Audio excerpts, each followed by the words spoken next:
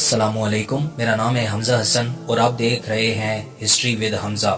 آج ہم اس ویڈیو میں اسلام کی پہلی شہیدہ سیدہ سمیہ رضی اللہ تعالی عنہا کے بارے میں معلومات حاصل کریں گے۔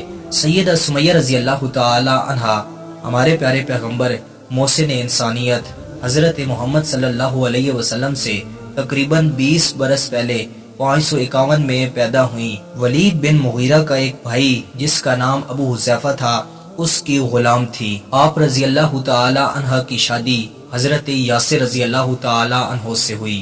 ان کا تعلق یمن سے تھا۔ سیدنا یاسر رضی اللہ تعالی عنہ اپنے گم شدہ بھائی کی تلاش میں یہاں مکہ آئے تھے اور آپ کی شادی حضرت سمیہ رضی اللہ تعالی عنہ سے ہوئی۔ اس سے پہلے ہم حضرت یاسر رضی اللہ تعالی عنہ کی لائف پر الگ سے ویڈیو بنا چکے ہیں۔ وہ ویڈیو آپ اسی چینل کی پلے لسٹ صحابہ سیریز سے دیکھ سکتے ہیں۔ آپ کا ایک بیٹا ہوا جس کا نام عمار رکھا گیا۔ اب ان تینوں کی زندگی کا صرف ایک ہی مقصد تھا کہ بنی مخزوم کے لوگوں کی دن رات خدمت کرنا۔ یہ غلامی کی زندگی بسر کر رہے تھے۔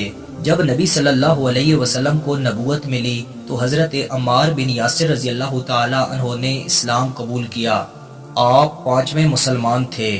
آپ سے پہلے صرف 4 لوگوں نے اسلام قبول کیا اور پھر حضرت عمار رضی اللہ تعالی عنہ کے والدین حضرت سمیہ رضی اللہ تعالی عنہ اور حضرت یاسر رضی اللہ تعالی عنہ نے اسلام قبول کیا۔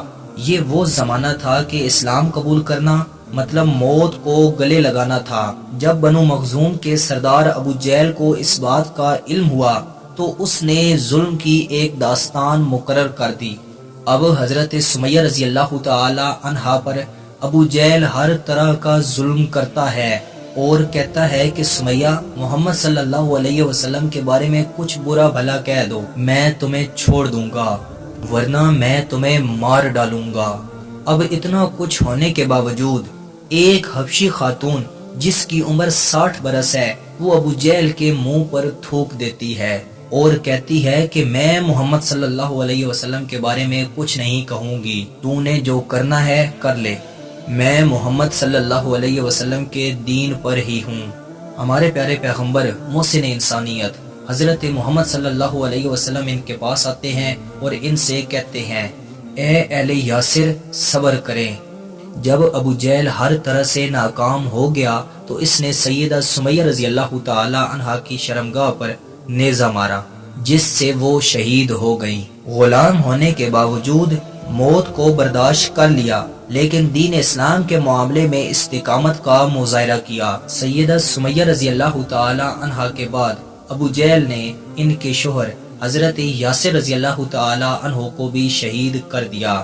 جب غزوہ بدر میں ابو جہل مارا گیا تو حضور صلی اللہ علیہ وسلم نے حضرت یاسر کے بیٹے حضرت عمار رضی اللہ تعالی عنہ سے کہا اے عمار، اللہ نے تمہارے والدین کے قاتل کو قتل کر دیا۔ میں امید کرتا ہوں کہ آپ کو یہ ویڈیو پسند آئی ہوگی۔ مزید ایسی ویڈیو دیکھنے کے لیے ہمارے چینل کا وزٹ کریں، دوستوں کے ساتھ شیئر کریں۔ ملتے ہیں انشاءاللہ اگلی ویڈیو میں۔ السلام علیکم۔